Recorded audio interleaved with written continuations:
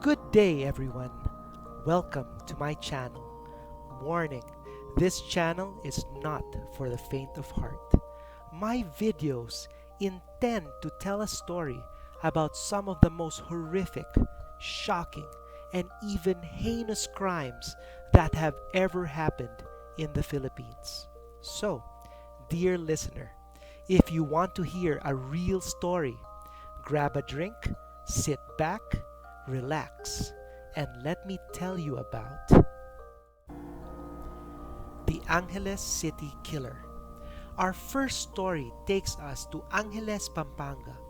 Officially, the city of Angeles, it is a first-class, highly urbanized city in the province of Pampanga, where it is geographically situated but remains politically independent. It is located in the region of Central Luzon, Philippines. This particular area has a lot of international companies, ranging from those who do outsourcing to those that do manufacturing. That being said, because of the nature of these businesses, it also has a large population of expats who live there, as well as enjoy the bustling nightlife that this beautiful city has to offer.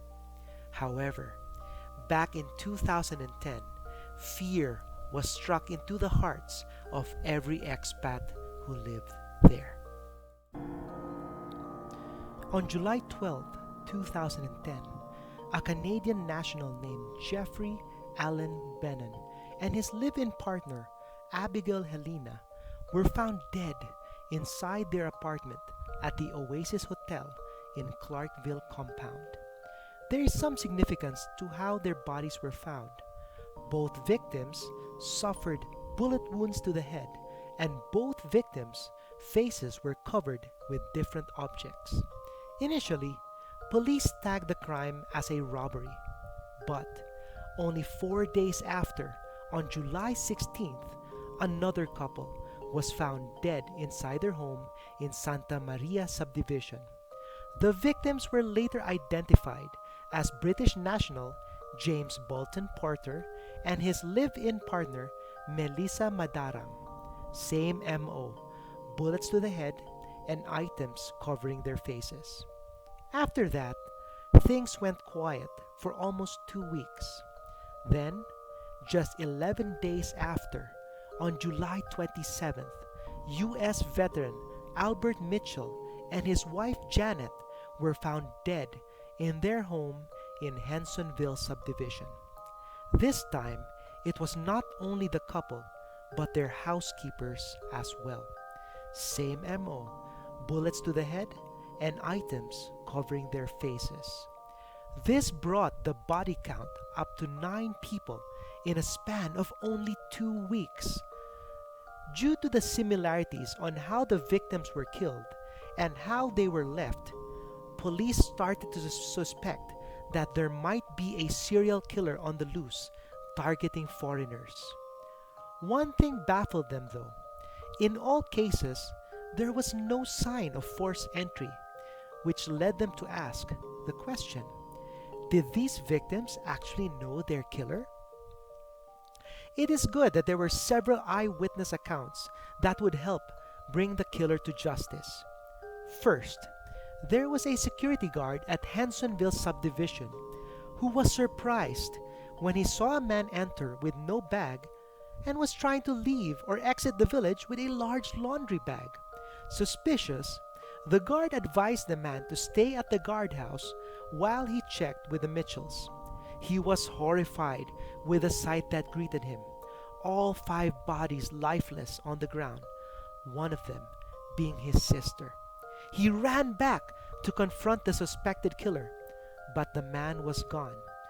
Police were able to come up with some composite sketches based on the guard's description, but the question still remained, who was this man? Then police received a break in the case. A new witness, Maris Andraneda, a niece of one of the victims who also lived with the Mitchells, recognized the man in the composite sketches. She identified this man as one Mark Dizon. She says they met Dizon in 2002 He came around to do some work fixing their laptops, gadgets, and even a little bit of reflexology. When Maurice was asked to give a physical description of the suspect, she showed police some pictures of Dizon which were posted on his Facebook account. The police then showed these pictures to other witnesses who immediately identified him. They later deduced that his MO was to find foreigners online and offer his services. This is how he would case and choose his victims.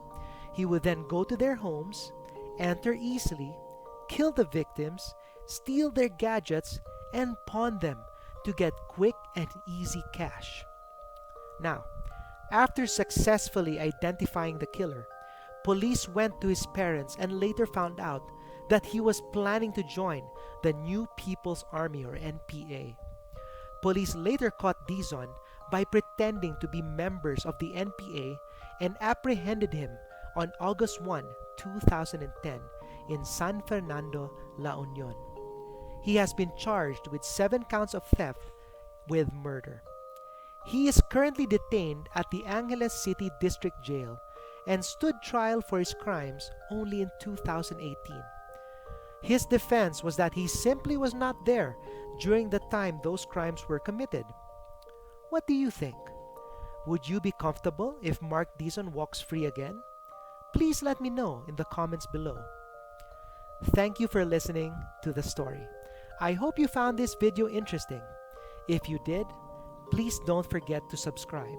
Hope to see you again soon.